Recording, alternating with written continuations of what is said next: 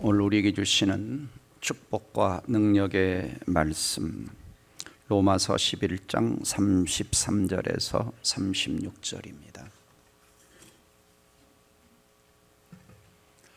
우리 함께 읽도록 하겠습니다. 시작. 하나님의 지혜와 지식에 풍성하며 그의 판단은 헤아리지 못할 것이며 그의 길은 찾지 못할 것이로다.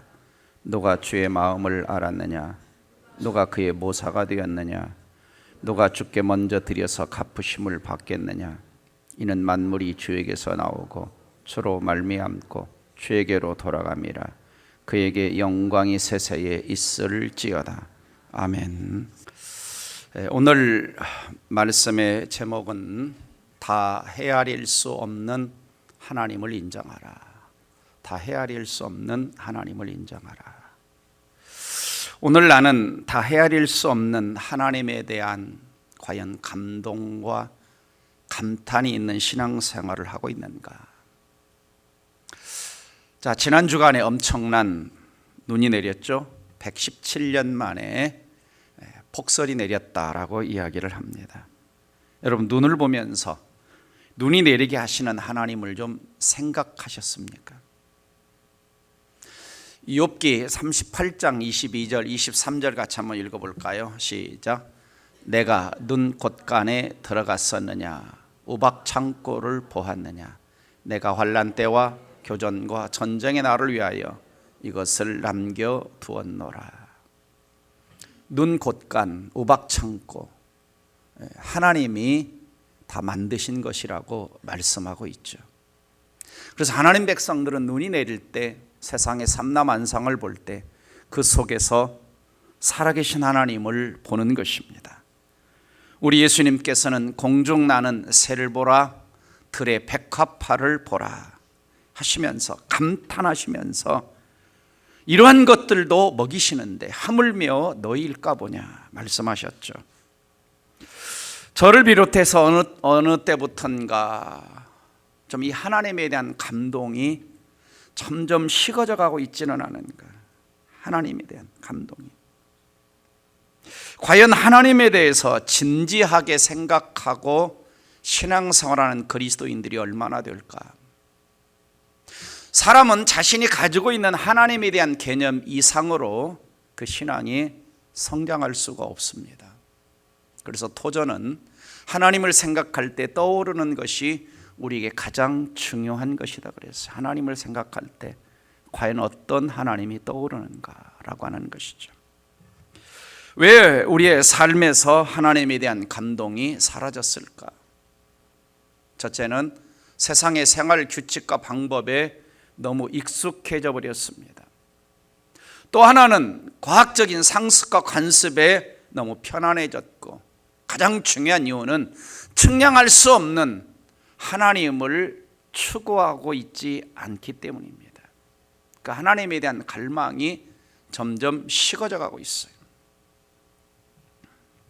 여러분, 우리 하나님은 우리의 상식과 한계를 깨트리시려고 믿음의 신비를 제거하시는 것이 아니라 어떤 면에서는 믿음의 신비를 더 깊게 하시는데 관심이 있습니다. 그래서 신앙생활이라고 하는 것은 내가 하면 할수록 하나님과의 관계가 더 깊어지고 하나님을 생각할수록 더 경이로워지고 또 하나님이 내 삶에서 더 커져야 하는 것이 정상적인 것이죠.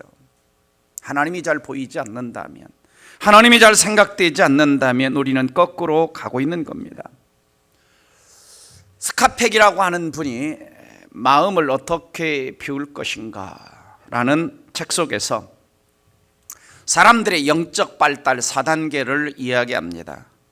첫 번째 단계는 혼돈 반사회적 단계가 있다.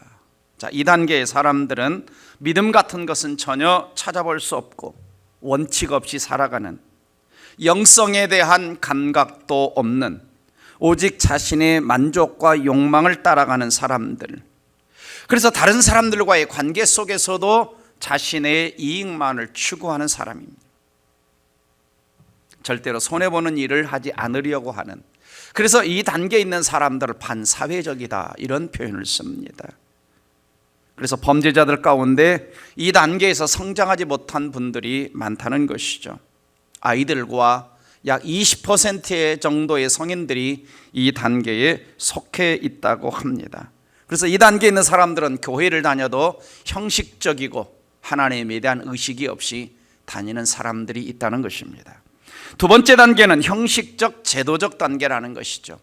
교회라든지 어떤 시스템, 어떤 체계에 자기를 끼워 맞추는. 그래서 어떤 틀 속 안에서 형식에 매여서 신앙생활을 하지 하나님에 대한 진정한 내적 인식이 없고 하나님에 대한 껍데기로 눈에 어떤 보이는 외적 존재로, 그래서 권위에 대한 맹목적인 신앙을 가지고 살아갑니다. 그래서 대부분의 많은 교회를 다니는 사람들이 이 단계에 속한다라고 이야기를 하죠. 이 단계에 맹목적인 믿음, 신에 대한 질문이 없는 이 단계에 속한다라고 합니다. 세 번째는 회의적이고 개인주의적 단계라고 합니다. 과학적인 회의주의와 질문을 던진다는 것이죠. 그래서 끊임없이 하나님에 대한 질문을 하는 것입니다. 그래서 맹목적 신앙에 대해서 예스라고 대답하지 않고 자기 마음에 확신이 들 때, 그때 이제 믿는다라고 고백하는, 그래서 과학기술 분야에서 종사하는, 논리적으로 과학적으로 생각하는 사람들이 이 단계만이 있다라고 하는 것입니다. 네 번째 단계는 신비적 공동체적인 단계입니다. 자, 이 단계 사람들은 물론 어떤 회의적인 질문이 완전히 사라지는 것은 아니지만 좀 더 깊은, 하나님에 대한 깊은 단계로 나아갑니다. 그래서 맹목적인 어떤 벌받을까 봐 맹목적인 순종을 하는 단계가 아니라 순수한 신앙심으로 진리를 받아들입니다. 그리고 하나님이 내면 속에서 인식이 되어지죠. 내재적인, 그리고 하나님을 누구보다 사랑하고 이웃을 사랑하는, 그래서 주님처럼 살고 싶어 합니다. 주님처럼 살고 싶어 하죠. 특별히 이 단계가 되면 하나님과의 관계 속에서 다 헤아릴 수 없는 신비적인 이러한 것들을 하나님과의 관계 속에서 추구하고 알고 싶어하고 하나님의 깊은 것까지 통달하고 싶어하는 마음이 생기게 되는 것이죠. 그래서 이 단계에 오면 주님께 다 내 삶을 맡겼기 때문에 마음의 근심, 걱정, 염려, 죽음에 대한 두려움을 다 내려놓게 됩니다. 그리고 하나님이 원하시는 일에 관심이 있는 것이죠. 자, 예수님은 우리 모두가 어떤 면에서 이 네 번째 단계에서 신앙생활하기를 원합니다. 과연 나는 지금 어떤 단계의 신앙생활을 하고 있는가? 하나님에 대한 의식이 없는가? 맹목적 단계인가? 아니면 어떤 회의적인 과학적인 어떤 확신이 와야만 믿는가? 아니면 정말 하나님과의 관계 속에서 정말 깊어져서 그 하나님을 추구하는 신앙생활을 하고 있는가라고 하는 겁니다. 우리가 출애굽기 3장을 보시면 하나님은 모세에게 자신의 이름을 야훼라고 알려줍니다. 여호와, 야훼라고 알려주죠. 자, 우리가 신앙생활을 하면서 하나님을 알고 하나님의 이름을, 하나님의 존재에 대해서 어느 정도 이해했다라고 하는 것은 하나님과의 관계가 맺어져 가고 있다라고 하는 것입니다. 그러나 사실 인간이 하나님을 안다면 얼마나 알 수 있을까? 그렇죠? 인간의 지식과 지혜와 이성과 어떤 판단력을 가지고 하나님을 과연 이해할 수 있을까? 그래서 모세는 하나님께 당신의 이름을, 당신이 누군지 나에게 좀 알려달라고. 제가 이스라엘 백성들 앞에 갔을 때 너 누가 보냈냐? 그분이 누구냐라고 사람들이 물어보면 제가 하나님 당신에 대해서 뭐라고 대답을 해줘야 됩니까? 라고 했을 때 하나님이 이름을 알려주시죠. 출애굽기 3장 14절 15절 보시면 하나님이 모세에게 이르시되 나는 스스로 있는 자니라. 나는 스스로 있는 자니라. 너는 이스라엘 자손에게 이같이 이르기를 스스로 있는 자가 나를 너에게 보내셨다 하라. 그리고 15절 끝에 보시면 이는 나의 영원한 이름이요 대대로 기억할 칭호다 그랬습니다. 정말 어렵죠. 어렵죠. 자, 모세 당시는 이 종교적 환경이 어땠냐 하면 이 눈에 보이는 수많은 동물이나 어떤 뭐 곡물이나 또 별이나 나일강이나 이런 것들이 다 뭐냐면 신들로 많이 숭배를 했던, 그래서 여신을 숭배했던 시절입니다. 그래서 그 당시는 다 모든 인간사가 뭐와 연결되어 있느냐, 신들과 여신과 이렇게 연결되어 있었어요. 그래서 그 신들의 이름을 보면 어떤 일들을 하는지 알 수가 있었습니다. 그리고 그 신들을 잘 알아야 그 신들이 나를 위해서 무엇을 해줄 수 있는가를 그들이 이해할 수가 있었어요. 그래서 그 신들을 알아야 그 신에게 제대로 어떤 제물이나 제사를 드릴 수가 있었던 것이죠.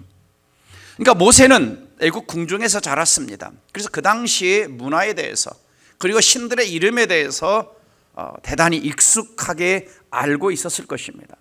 그러나 모세는 하나님의 존재에 대해서 물론 어머니로부터 들었겠지만 하나님을 대면했을 때 하나님을 좀 더 알고 싶었던, 그러니까 모세가 당신의 이름이 뭡니까? 라고 물었던 것은 어떤 면에서 그 당시 문화 속에서 자연스러운 질문이었을 것입니다. 자, 하나님이 모세에게 자신의 이름을 알려주었을 때 하나님 마치 뭐라고 말씀하시는 것 같았어요? 모세야, 나는 이집트의 거짓 신들과 사람이 만들어낸 신들과 달라. 나는 실제로 존재하고 나는 스스로 있는 자야. 나는 진짜란다. 자, 하나님은 자신을 변명하지 않고 자신의 이름을 말씀해 줍니다. 스스로 있는 자, 이것이 나의 영원한 이름이다. 여러분 이해가 되십니까? 스스로 있는 자, 이해가 되신 분은 굉장하신 분입니다. 어렵죠? 스스로 있는 자. 자, 신비함이 이 속에 들어있어요. 어떻게 인간이 스스로 존재하는 그 하나님의 존재를 이해할 수 있습니까? 물론 신약 성경에 오면 예수님께서 나를 보면 하나님을 알 수 있다라고 말씀하신 적이 있으시죠. 그러나 신앙이라고 하는 것은 내가 하나님을 다 알고 믿는 것은 아닙니다. 그렇죠? 내가 하나님을 다 안다 하면 하나님은 나보다 작은 하나님이 되는 겁니다. 그렇죠? 신앙생활이라고 하는 것은 뭡니까? 다 헤아릴 수 없는 어마어마한 하나님 속으로 들어가서 신앙생활하는 것이지, 신앙생활이라는 것은 내 이성 속에, 내 생각 속에, 내 이 머릿속에 하나님을 가둬놓는 것이 아닙니다. 하나님을 집어넣는 것이 아니에요. 가끔 그렇죠. 사람들이 다 이해가 안 된다. 하나님이 다 이해가 안 돼. 하신 일이 다 이해가 안 돼. 성경이 다 이해가 안 돼. 정상입니다. 정상입니다. 그래서 신앙생활을 잘한다는 건 뭐냐면 하나님을 내 머릿속에 집어넣는 것이 아니라 크신 하나님 속으로 들어가는 겁니다. 전능하신 하나님 속으로, 전지하신 하나님 속으로, 헤아릴 수 없는 하나님 속으로 무엇이나 하실 수 있는 하나님 속에 들어가서 그 하나님이 계획해 주신 만큼, 하나님이 자신을 나타내 주시는 만큼 내가 누리며 사는 것이 신앙생활입니다. 집어넣으려고 하지 말고 하나님 속으로 들어가야 되는 것이죠. 자, 오늘 성경을 보세요. 자, 33절에 깊도다 그럽니다. 깊도다. 하나님의 지혜와 지식에 풍성하며 하나님의 판단은 헤아리지 못하고 하나님의 길은 어떤 인간도 제대로 찾지 못할 것이다. 자, 바울은 굉장히 서신서를 보면 논리적이고 체계적인 사람입니다. 근데 하나님의 구원의 계획과 하나님이 하시는 일들을 가만히 묵상해 보니까 도무지 더 이상 말을 할 수가 없고 이것을 글로 어떻게 다 표현할 수가 없는 거예요. 그래서 바울의 이 고백 속에는 바울의 어떤 감탄, 하나님에 대한 찬양, 이런 것들이 담겨져 있는 겁니다. 그래서 이 고백 속에서 우리가 첫 번째 볼 수 있는 것은 지혜와 지식을 측량할 수 없는 하나님이라는 거죠. 그래서 여기서 깊도다라고 하는 말은 측량할 수 없는 불가해함을 나타낼 때 도무지 이해할 수도 알 수도 없는 깊도다, 이런 의미죠. 깊도다, 도무지 모르겠다는 거예요. 얼마나 깊은지, 그 하나님이 얼마나 넓은지, 얼마나 높은지. 그러니까 인간이 볼 수 있는 통찰력과는 반대로 하나님의 지혜는 다 인간이 알 수가 없고 그 심오한 판단력은 다 인간이 측량할 수 없다는 것입니다. 사실은 로마서를 통해서 바울은 1장에서 11장까지 계속 무슨 이야기를 해왔냐면요, 구원에 대한 이야기를 해왔습니다. 구원에 대한 이야기. 그리고 9장부터 9장, 10장, 11장으로 오면서 바울이 한 가지 고민했던 것은 뭐냐면 이스라엘 백성들이 구원의 문제였습니다. 이스라엘 백성들이 안 믿잖아요. 그래서 하나님의 구원이 실패했는가 여러 가지 생각들을 했어요. 근데 그것이 아니었다라고 하는 것이다. 하나님의 그 오묘한 계획 속에서 결국 이스라엘 백성들이 안 믿음으로 말미암아 실패한 것이 아니라 어디로 넘어가느냐, 이방인으로 넘기시고 나중에 이스라엘 백성들은 나중에 하나님이 때가 되면 믿게 하시려고. 그래서 하나님의 구원 계획을 생각하면 생각할수록 너무 오묘하고 너무 신비하고 너무 놀랍고 측량할 수 없는 하나님의 지혜와 지식을 측량할 수 없는 그 앞에 지금 이 고백을 하는 거예요.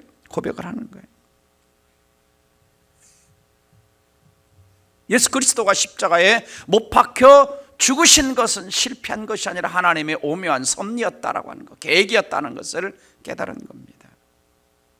그러므로 하나님의 백성들이 함부로 잘 모르고 하나님에 대해서 또 하나님의 구원 계획, 하나님 구원 역사에 대해서 함부로 이야기해서는 안 되는 거죠.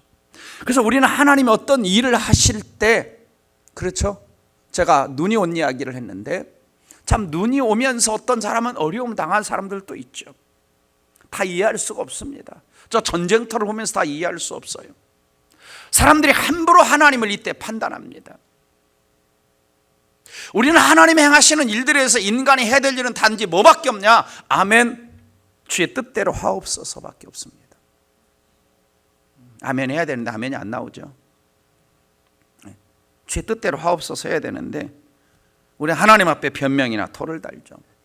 그래서 이 땅에는 두 종류의 사람들이 있습니다. 하나는 무신론자, 하나님이 없다고 하는 사람, 하나님에 대해서 회의론자, 불가론자, 하나님이 계신지 안 계신지 인간의 이성과 잣대로 하나님을 판단합니다. 그래놓고 이 사람들이 하는 게 뭔지 압니까? 돼지 대가리 갖다 놓고 그 앞에 절하고 복 달라고 하고 있습니다. 그런 사람들 꼭 하는 게 뭐냐, 돼지 대가리 갖다 놓고 복 달라고 절하고 있어요. 말도 안 되는. 또 한 부류의 사람들은 뭐냐면 극단적으로 예수님을 믿는 사람들, 내가 기도하면 나 응답된다. 그래서 마치 자기가 하나님인 것처럼 착각하는, 교만한. 34절을 보세요. 34절에 뭐라고 말씀하고 있습니까? 누가 주의 마음을 알았느냐, 누가 그의 모사가 되었느냐 그럽니다. 그러니까 어떤 인간도 하나님 마음을 다 알아요, 몰라요? 몰라요. 하나님이 자신을 열어서 우리에게 보여주기 전에는, 그래서 하나님이 자신을 열어서 보여주는 게 뭐냐? 그게 계신 거예요. 그게 성경인 거예요. 그래서 하나님이 보여주시는 만큼 알 수가 있어요. 여기서 모사라는 것은 의논 상대를 말하는 겁니다. 누가 하나님과 뭔가 이야기하게 하고 의논 상대가 될 수 있냐는 거예요. 누가? 우리 종종 하나님 앞에 그러죠. 엘리야가 누굽니까? 엘리사가 이 나병에 걸린 나만 장군에게 저 요단강 가서 7번 씻으라고 그러니까 뭐라 그래요? 내 생각에는 우리 동네에 더 깨끗한 강이 있는데 거기 가서 씻으면 안 될까요? 그럽니다. 자, 우리는 하나님 말씀을 들을 때에 그런 변명을 많이 합니다. 하나님, 이거 좀 바꿔주시면 안 될까요? 내 생각에는 이게 더 좋은 것 같은데요. 내 생각에는 이렇게 하면 될 것 같은데요. 우리는 종종 하나님 앞에서 내 생각을 자꾸 이야기합니다. 말씀이 오는데 이건 아닌 것 같은데, 내 상황이 안 맞다고, 내 이성에 이해가 안 된다고 자꾸 하나님의 어떤 말씀과 생각과 견해를 바꾸려고. 여러분, 우리 하나님은 사실상은 무슨 일을 하시든지 인간에게 이거 어떻게 할까 제대로 묻는 법이 없습니다. 도움을 청하는 법도 없어요. 왜요?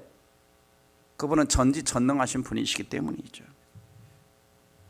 그래서 우리 하나님은 뭔가 한 번 쓰면 뭔가 부족해서 없어져서 또 어떤 걸 채워야 되는 분이 아닙니다. 그렇죠? 아무리 우리에게 주고 또 주어도. 그래서 올마이트 갓이라고 하는 그 영화를 보면 그렇죠. 어떤 사람이 하나님이 돼가지고 입장에서 보니까 막 사람들이 너무 기도 제목을 많이 요청하죠. 이거 어떻게 하지? 네, 하나님은 걱정이 없으시죠. 광대하십니다. 첫 번째는 지혜와 지식과 사랑이 있어서 측량할 수 없어요. 헤아릴 수 없어요. 또 두 번째는 뭐냐? 하나님은 무한 광대하신 분이에요. 무한 광대하신 분. 자, 한번 요한복음 10장 29절 읽어봅니다. 시작. 그들을 주신 내 아버지는 만물보다 크심에 아무도 아버지 손에서 빼앗을 수 없는, 내 아버지는 만물보다 크다 그럽니다. 만물보다 크다. 우주 만물보다 크다. 와우. 네. 그래서 하나님은 뭐라고 말하느냐? 이 땅을 보면서 내 발판이야. 내 발 한번 딱 듣는 발판이 이렇게 말씀하시죠. 이사야 66장 1절 같이 한번 읽어보도록 하겠습니다. 시작. 여호와께서 이같이 말씀하시되 하늘은 나의 보좌요 땅은 나의 발판이니 너희가 나를 위하여 무슨 집을 지으랴. 내가 안식할 처소가 되리라. 하늘은 나의 보좌고 땅은 나의 발판이다. 그리고 하늘에 퍼져 있는 구름들은 뭘까요? 하늘에 퍼져 있는 구름은 뭐라고 그랬어요? 하나님이. 퀴즈. 이걸 맞히신 분은 오늘 점심 2그릇 드시기 바랍니다. 자, 흙 아니면 자, 보여주세요. 나홈 1장 3절. 주는 해오리 바람과 폭풍 속에 자신의 길을 두시며 구름들은 그분 발에 티끌이라고. 참 표현이 재밌죠. 구름이 어마어마한 구름이 하나님 발에 티끌이니 그 하나님이 얼마나 크시냐라고 하는 거예요. 근데 인간들은 이 하나님 앞에 함부로 말을 합니다. 자, 여러분 별 세보셨죠? 한참 청춘의 때 하늘의 별을 보면서 별 하나, 별들, 별셋, 저 별은 나의 별, 저 별은 너의 별. 자, 시편 147편 4절로 읽습니다. 시작. 그분께서 별들의 수요를 세시고 그것들을 다 그 이름대로 부르시는도다. 우리 주는 위대하시고 권능이 크시며 그분의 명철은 무한하시도다. 자, 우리의 아버지 하나님, 우리가 믿고 의지하는 하나님은 바로 이런 분이십니다.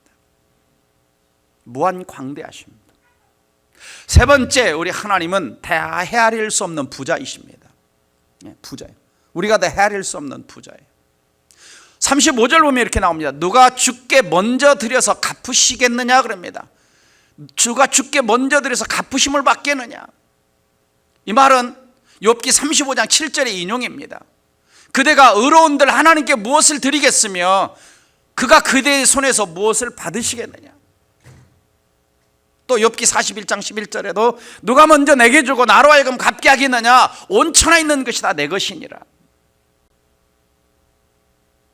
바울이 이 구절을 인용하는 거예요.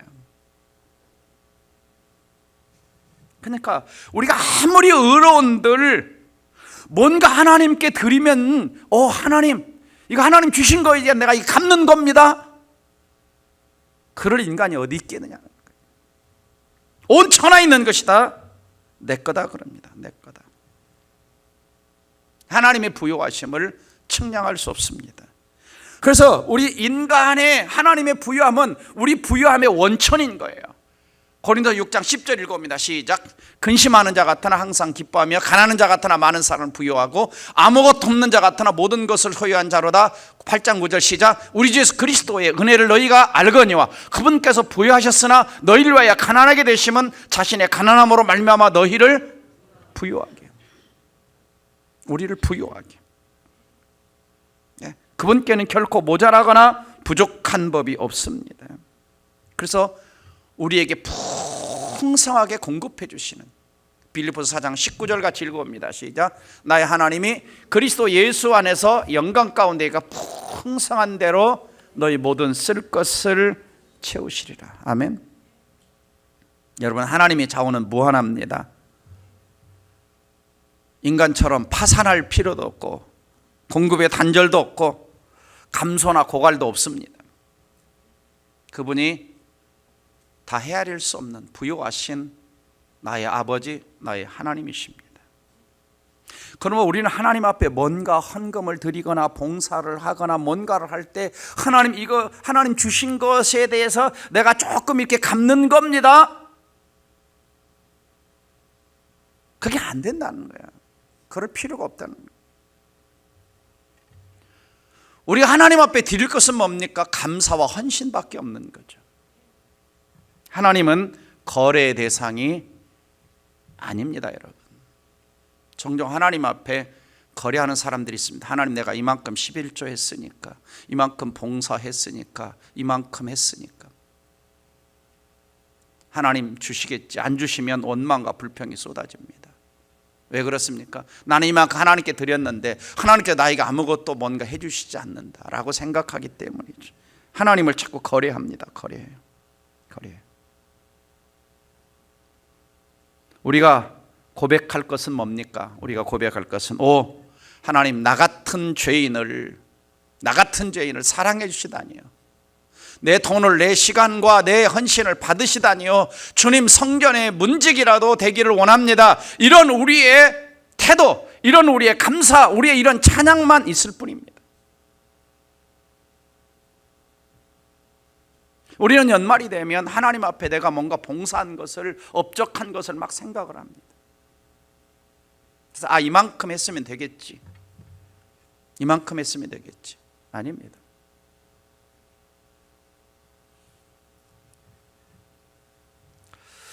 우리 하나님은 얼마나 부유하시냐. 그 아들 예수님을 주시고도 다른 모든 것들을 주실 만큼 부유하십니다. 그래서 로마서 8장 32절 같이 읽습니다. 시작. 자기 아들을 아끼지 아니하시고 우리 모든 사람을 위하여 내주시니 어찌 그 아들과 함께 모든 것을 우리에게 주시지 아니하겠느냐. 부유하신 분이십니다. 다 헤아릴 수 없는. 그래서 하나님 앞에 가서는 계산하는 게 아닙니다. 계산하는 게 아니에요. 거래하는 게 아니에요. 자, 욥이 고통 속에 있었잖아요. 당대 의인이었고, 그 다음에 하나님을 경외하는 사람이었고, 동방이 최고 부자였는데 사탄이 시험을 해서 한순간에 10명의 자식이 죽고, 동방의 부자가 가장 가난한 밑바닥에 떨어지고 몸은 악창이 나고, 자, 그 가운데 하나님 앞에 막 욥의 세 친구가 호소합니다. 그러다가 38장 가서 오면 하나님이 짜잔하고 나타나셔서 하나님이 누구신가를 계속 이야기합니다. 바로 그 이야기 중에 아까 우리가 읽었던 눈창고, 우박창고 이야기를 하시는 겁니다. 너 가봤어? 너 알아? 눈이 어떻게 내리는지, 내가 우박창고에 눈 내리게 하는지, 너 어떻게 알아? 하나님을 만나고 나서 고백이 뭡니까? 같이 읽어봅니다. 시작. 욥이 여호와께 대답하여 이르되 주께서는 못하실 일이 없사오며 무슨 계획이든지 못 이실 것이 없는 줄 아오니 무지한 말로 이치를 가리는 자가 누구니까. 나는 깨닫지도 못한 일을 말하였고 스스로 알 수도 없고 헤아리기도 어려운 일을 말하였나이다. 내가 주께 대하여 귀로만 듣기만 하였사오나 이제는 눈으로 주를 배움나이다. 그럼 내가 스스로 거둬들이고 티끌과 재 가운데서 회개합니다. 그렇죠. 못 이룰 것이 없는 하나님, 불가능이 없는 하나님, 어떤 계획이든지 한번 하시면 하나님이 그대로 할 수 있는 능력 있는 하나님. 그런데 나는 아무것도 모르는 무지하고 어리석은, 그래서 내가 하나님 귀로만 들었는데 이제는 하나님 눈으로 보는 것처럼 하나님이 일하시는 게 보입니다. 삼남한상을 볼 때 그 모든 거 하나님이 하셨군요.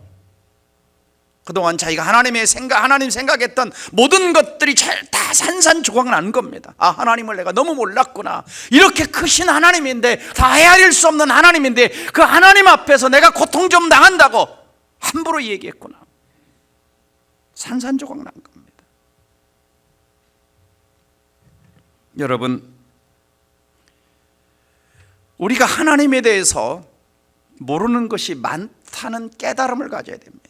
내가 안다라고 하는가? 모르는 것이 많다는 깨달음이야말로 욥처럼 우리를 하나님께로 이끌어가는 그 하나님에 대한 갈망을 갖게 하는 힘이라는 거예요. 우리가 예배를 드릴 때도 뭡니까? 그 하나님에 대한 갈망, 더 알고 싶고 더 만나고 싶고 더 체험하고 싶은 그 갈망이 예배의 연료가 되는 겁니다. 우리 하나님을 향하여 더 타오르게 하는 열정을 가져오는 게 하나님에 대한 그 갈망이죠.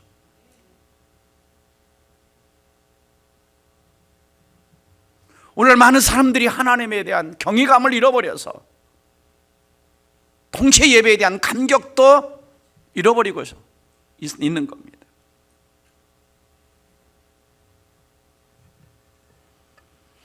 우리가 하나님에 대한 어떤 생각을 갖고 있건 그건 충분히 크지 않습니다. 욥이 하나님이 대단한 분이라고 생각했음에도 불구하고 하나님을 만났을 때 말을 잃고 경외감에 사로잡힌 겁니다. 하나님은 결코 헤아릴 수 없는 분이지만 하나님 우리를 찾아오셔서 오늘 또 우리를 친밀하게 만나 주시는 분입니다. 그리고 마지막으로 우리가 하나님 앞에서 다 헤아릴 수 없는 하나님 앞에서 우리의 태도는 뭐냐? 믿음과 순종입니다. 믿음과 순종.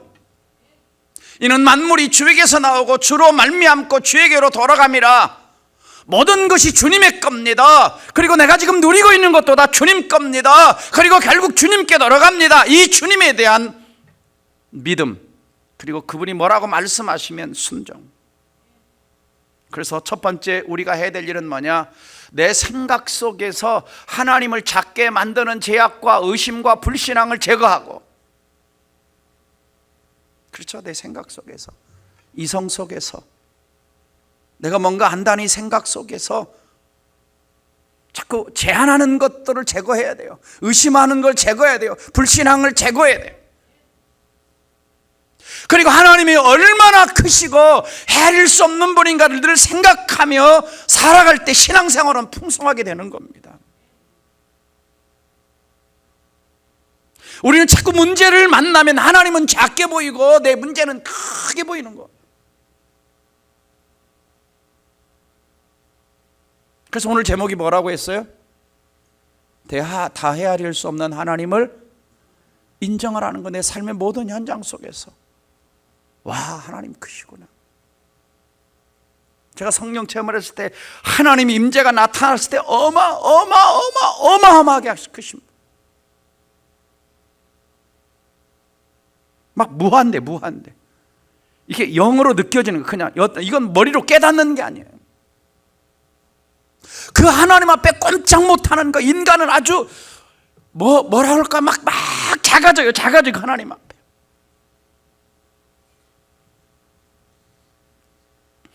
두 번째는 그 만물에 주신 하나님께 대한 믿음이 있어야 돼. 믿음.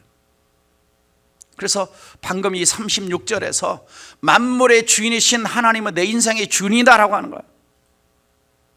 만물이 주에게서 나오고 그러죠. 주에게서 나오죠. 내 존재의 시작도 하나님, 구원도 하나님.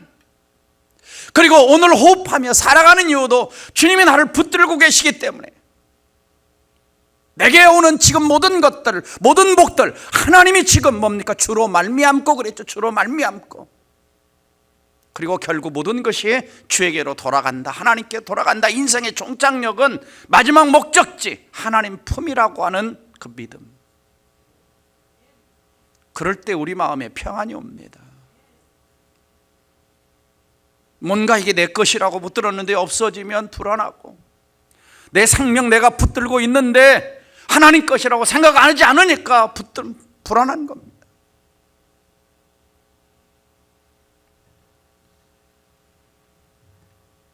그래서 나는 주님으로부터 나와서 주님과 더불어 세상을 살다가 주님께 가는 존재입니다 라는 고백을 하는 거예요. 하나님을 만나고 나서. 그래서 우리는 함부로 하나님을 제한하지 않아야 됩니다. 시편 78편 41절에 이스라엘 백성들은 광야에서 참으로 그들이 뒤로 돌이켜 하나님을 시험하고 이스라엘의 거룩하신 일을 제한했다 그럽니다. 제한했다. 자꾸 제한하는 거예요. 사람들이 막 따집니다. 그 하나님 믿는다고 다 된다? 됩니까? 그러면 믿는다고 됩니까? 믿음은 믿음이고 내가 할 일은 내가 해야 되죠. 사람들이 그럽니다. 맞는 말 같기는 한데 깊이 들어가 보면 불신이 그 속에 스며들어 있는 거예요. 다 안 믿는 거예요.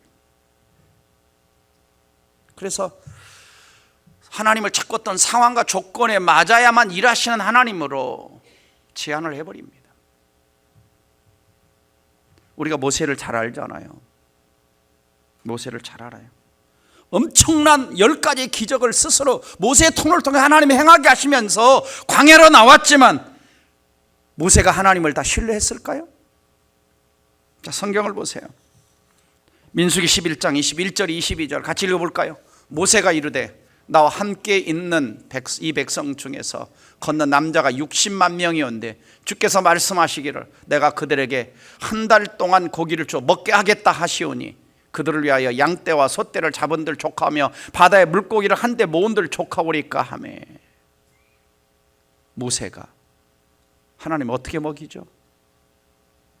장정만 60만인데요 하나님 먹이신다고 하는데 진짜입니까? 진짜입니까? 양떼 소떼 다 잡아도 바다 물고기 잡아와도 부족할 것 같은데요? 다 신뢰하지 못한. 그때 주님이 모세에게 뭐라고 말씀하십니까? 같이 읽어봅니다. 여호와께서 모세에게 이르시되 여호와의 손이 짧으냐? 내가 이제 내 말이 내게 응하는 여부를 보리라. 아멘. 하나님이 손이 짧냐? 내 손이 짧냐? 내가 못할 것 같냐? 나는 얼마든지 광야에서도 200만 300만 명의 음식을 준비해 줄 수 있다는 것입니다.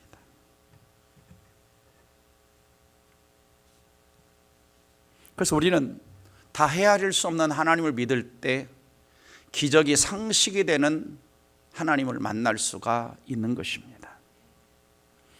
욥의 친구 소발은 참으로 지혜로운 한마디 말을 했습니다.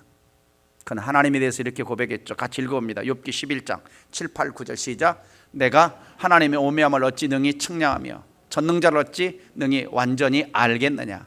하늘보다 높으시니 내가 무엇을 하겠으며 서울보다 깊으시니 내가 어찌 알겠느냐.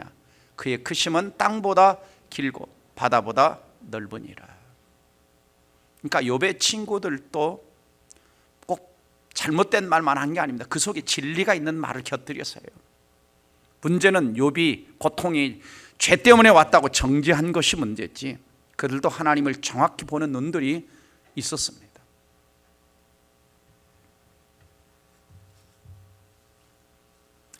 주님은 한계가 없습니다.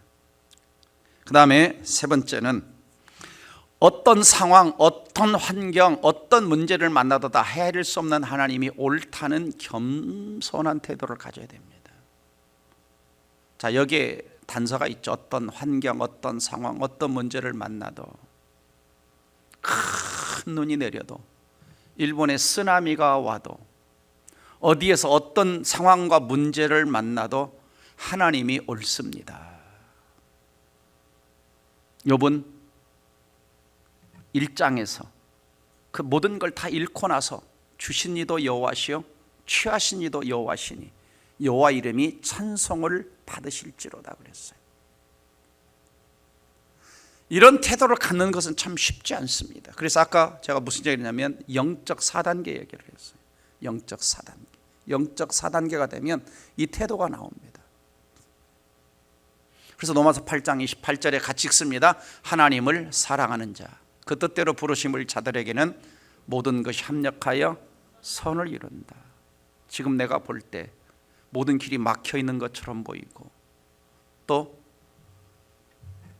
어떤 사람이 나를 힘들게 하는 것처럼 보여도 믿음으로 하나님을 사랑하고 나갈 때 굿싱 하나님이 좋은 결과를 얻게 하신다는 겁니다. 그래서 우리 할 일은 베드로전서 5장 6절입니다. 시작. 그러므로 능하신 하나님의 손 아래에서 겸손하라. 때가 되면 너희를 높이시리라. 때가 되면 하나님이 그거 회복해 주신다는 겁니다. 그래서 하나님 백성들은 어떤 상황이 이해가 안 될 때 함부로 하나님 앞에 따지거나 불평하거나 불만하거나 그렇게 하지 말고 하나님의 섭리를 믿으라는 거예요.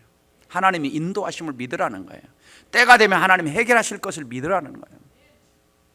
마치 내가 뭔가 하나님이 된 것처럼, 하나님이 이렇게 해줘야 되지 않습니까? 저렇게 해줘야 되지 않습니까? 그럼 뭐가 됩니까? 내가 하나님 되는 겁니다. 그래서 어떤 상황이 벌어지면 잘 못 받아들여요. 그래서 어려울 때 신앙을 잃어버리는 사람들이 많아요. 코로나 때 신앙을 잃어버린 분들이 너무 많습니다. 한국 교회가 20% 이상이 빠져나갔어요. 코로나 때. 왜? 1, 2단계에서, 아까 영적 1, 2단계에서 벗어나지 못했기 때문에.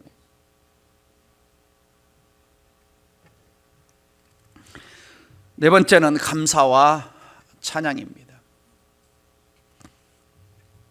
결국 바울이 고백한 게 뭡니까? 영광이 그에게만 세세토록 있을지어다. 하나님의 그 능력, 지혜, 지식, 사랑 다 측량할 수 없는데 오직 하나님만이 찬양과 영광을 받으십시오. 이것이 피조물인 인간이 하나님 앞에 해야 할 진정한 고백입니다. 여러분, 신앙이란 뭡니까? 다 헤아릴 수 없는 하나님을 내가 받아들이고 그 하나님 속에 들어가서 하나님을 경험하며 살아가는 것입니다. 그 하나님의 능력을 맛보는 것입니다. 왜 우리의 삶이 종종 무기력합니까? 내 무능력의 문제가 아니라 바로 이 헤아릴 수 없는 하나님에 대한 신뢰, 전능하신 하나님에 대한 믿음, 이 하나님에 대한 순종, 이것이 없기 때문에 내가 무능력한 거지 하나님이 무능력하신 것이 아닙니다. 하나님의 능력에 제한을 두면 무능력자가 되고, 하나님이 지혜에 제한을 두면 그는 무지한 자가 되고, 하나님의 무소 부지하심에 제한을 두면 하나님의 임재를 경험하지 못하고, 하나님의 크심에 제한을 두면 하나님은 다른 이방 신들처럼 전락하게 됩니다. 말씀을 정리합니다. 우리가 믿는 하나님은 다 헤아릴 수 없는 무한하신 하나님이십니다. 지혜와 지식과 사랑이 있어서 무한하시고, 그 하나님은 헤아릴 수 없이 크고 광대하시고, 그리고 그 하나님은 최고의 부자이십니다. 오늘 우리 할 일은 모든 것의 주인이신 하나님에 대한 믿음과 신뢰를 가지고 모든 상황, 모든 환경, 모든 문제 가운데서도 하나님께 대한 겸손과 경외함을 가지며, 그리고 다 헤아릴 수 없는 하나님을 찬양하며 감사하는 우리 신앙생활이 되기를 주의 이름으로 축원합니다. 기도하겠습니다. 사랑하는 성도 여러분, 내가 다 이해하지 못한다고, 내가 다 깨닫지 못했다고 하나님이 안 계신 것이 아닙니다. 하나님을 못 믿는 것이 아닙니다. 여전히 하나님은 거기 계십니다. 여러분의 삶의 현장에, 여러분의 고통의 현장에, 여러분의 일터 현장에 하나님은 크신 하나님으로, 다 헤아릴 수 없는 하나님으로 거기 계셨습니다. 근데 우리의 영의 눈이 열리지 않아서 하나님을 못 받고, 우리의 믿음이 부족해서 하나님을 경험하지 못했고, 하나님에 대한 순종이 없어서 하나님을 삶의 현장에서 체험하지 못했습니다. 욥이 하나님을 만나고 경험했던 것은 내가 귀로 만들었던 하나님, 눈으로 봅니다라고 고백했던 것처럼, 하나님, 나도 귀로 만듣는 하나님이 아니라 내 삶 속에서 하나님을 눈으로 보고 체험하고 다 헤아릴 수 없는 하나님 앞에서 진정한 신뢰와 믿음을 가지고 이 다윗처럼 깊도다 하나님의 지혜와 지식에 부유하며 찬양하고 경탄하고 감사하며 감동 있는 신앙생활한 크리스찬의 삶을 살아가게 해달라고 이 말씀 붙들고 함께 통성으로 기도하겠습니다. 다 함께 기도합니다.